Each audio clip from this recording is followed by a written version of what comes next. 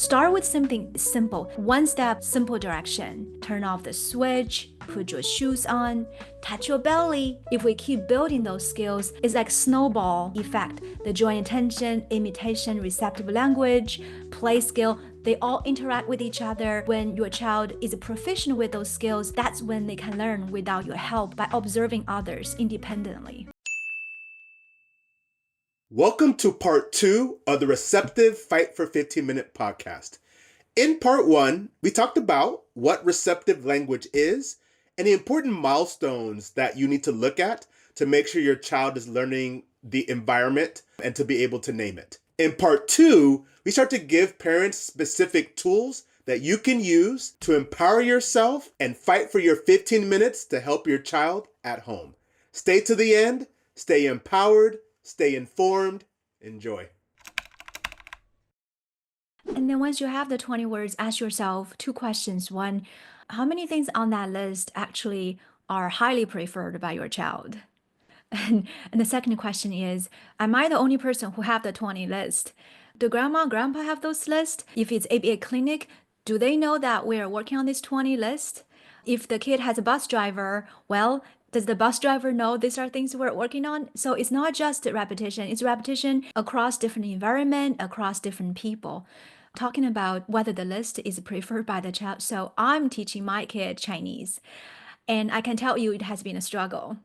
But they don't remember a thing, but they remember one phrase, which is, Mommy, what's the password of your phone?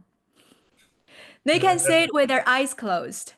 And why? Because that's so important for them, right? Come from school, they want to play a game, but they have to know the password to my phone. So that Chinese phrase, they always remember it because it's important to them. The same thing when you are working on your 20 list and thinking about from their perspective, with the little one, what are important to them? Is a Pete the cat book? Well, guess what? You already have 2 words on your list, Pete and a cat, right? And things that matter for the child are the words you're going to have a lot of success teach receptively. Hearing you, you're combining the motivation.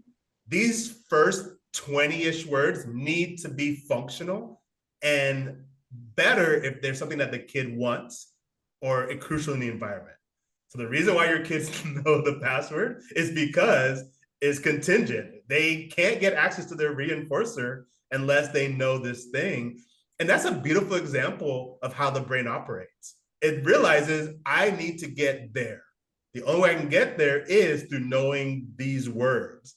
And now, amazingly, those words stick. So that's combining motivation, that's combining contingent access, and knowing the receptive now allows them to be fluent, at least in that one word, in another language. So it's beautiful how these fundamentals really build on each other. And so, of course, we work on them separately, but that's how we get the things that we want. And most importantly, that reduces the behavior of the child. So with that, let's talk about action steps. What can parents do to teach receptive language? We'll try to give as many different tools and activities that can help them, that they can start today. So what are your thoughts about some things that parents can do? There's a lot of things you can do to teach receptive language. I think the important part is to break it down, right? So think about 2 kind of things you can do. One is simply ask your child, turn off the switch, turn off the light. So that's one thing. Simple direction, just turn off the light. Well, it's a routine. Every time we leave home, we turn off the light. And then the second thing you ask your child to do, say you have 4 different cars that your child love cars and they have a different color, and you ask Johnny to say, show me the blue car. Okay, so if that's your 2 tasks, which one should you try first? Well, the answer is the first one.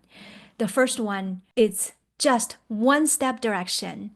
Your brain does not have to work so hard to understand, okay, is mommy asking me for blue, yellow, green, red? All those can be very confusing for a child who is just starting to learn receptive language. And turn off the switch, it's much easier because there's contextual cue, that's part of the routine, and then the switch, likely there's no other distraction there on the wall. So start with something like this simple. One step, simple direction. Turn off the switch, put your shoes on, touch your belly, and don't teach touch the nose and touch mouth at the same time because they are just too close. And if you really want to work on body part and pick the two targets that are like apart, touch your head and touch your tummy and stomp your feet so that it's easier for a child to tell the difference. That's a really good distinction too, because the more dissimilar in the beginning Mm-hmm. really helps. From my standpoint, one thing a parent can consider is almost think every week, just try focusing on a different category. So 1 week, the focus can be body parts. There's tons of YouTube videos. Maybe that week, all your practice for you as a family is labeling body parts. All right, we're putting these on our feet, pointing to our feet. Look, our feet. Here goes our socks. All right. And then, so that way you're playing with the different body parts. Maybe next week as a focus is on food. And maybe you make sure that you just label different foods and kind of do that informal inventory. And by doing that, one, it helps you to be aware of what's in the environment. Okay, these are the clothes, the common clothes. These are the common foods. These are the common actions. And that almost gives you kind of a focus. And so I really think your curiosity can be what theme of the week. And now you and the family can kind of just see how often you guys can introduce things to your child. And then, especially if you notice a category is having some traction or kids paying attention, you can sit in that category for 1 week, 2 weeks. I think that's a great thing so that you feel you don't have to cover all of them at once. Just break them up into the most important categories will be a great plan of action. That's a great idea. And then you have the focus of the week. It's almost like you have the theme. This month, we're going to talk about food, and next month, we're going to talk about clothes, things like that. Yes, yes. Another one is I always encourage parents to engage in active book reading. So we Mhm. talked about where receptive, something that a skill that we don't do enough of, but take very simple books, but you want books that have visuals. And so that way you can turn a page and it allows you to have some commentary. Wow, look at the red fire truck. And you can see if your kid is paying attention to those activities. And so it can have some words, but it doesn't have to be word heavy. I think having really good, clean pictures can come into play. We now, of course, have all this technology, so it can even be an app that goes into different things. So there are some no cost or very low cost receptive apps. And then you can kind of be the facilitator through that, can be another way for you to engage in receptive. And then even if there's no words at all, you can just have something, a bunch of pictures that allows you to touch something and say, oh, look, this one is a spoon. We eat with a spoon. And then you can do pretend off of it. You can do very simple things, or you can just label them. But now that's a simple way that you can engage with your kid. And you do it for as long as your kid's willing to sit. If your kid, you might have to do YouTube if your kid really needs to stand. But I think that's a great focus of making sure your kid is getting positive repetition to some sort of book reading or app acknowledgement. I've seen actually parents are very encouraged by this process. Like the parent at the beginning was like, oh, there's no way my kid can read a book. And then they start to do it every single night before the bedtime. And then before you know it, the school is starting to do it. And they were like, oh, yes, he actually is part of his routine now. He's reading book. And then the puzzle is another example. I have a one parent at the beginning, the kid couldn't even sit for 2 seconds when she gathered the puzzles together. Those like your wooden, like the animal, farm animal puzzle. It has 12 to 20 pieces there. And then she just, like, oh, let's do a puzzle now. And then we have the schedule first, the puzzle, and then break the visual there.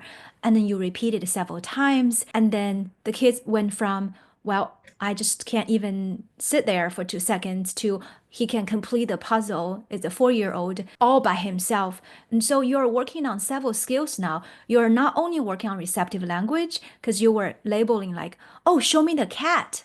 And you're also working on imitation. Cat says meow, can you do it? And you're also working on joint attention. Oh, look at that cow. And then your child is following your gaze. And most importantly, you're also working on work tolerance because guess what? If your child goes to preschool, there's gonna be a preschool activity during table time, and then your child ability to sit down there for 5 minutes working on different activity will help him to be able to follow a school routine. So yes, you're working on receptive language, but as you keep at it, you are building multiple skills, fundamental skills at the same time. And think about this is the compound interest, right? Like the financiers tend to talk about a lot is you are building on that skill every single day. Well, today we can do 12 pieces puzzle, and tomorrow we're going to do 15. And last week we sat down for 3 minutes, and this week we're able to sit down for 5 minutes. Well, there is step backward. It happened to everyone. But if we keep building those skills, it's like snowball effect. The joint attention, imitation, receptive language, play skill, they all interact with each other. And when your child is proficient with those skills, that's when they can learn without your help by observing others independently. It's a beautiful way for parents to have something that they can focus on. And you said it best. The more practice that the child gets and improves, then also the practice that the parent gets to able to understand what's happening. And so this is really a good way for parents, if they're not sure what to do, it's easy to know what to work on. There's categories and there's curiosities. So with that, any last bit of advice from your standpoint when it comes to receptive language?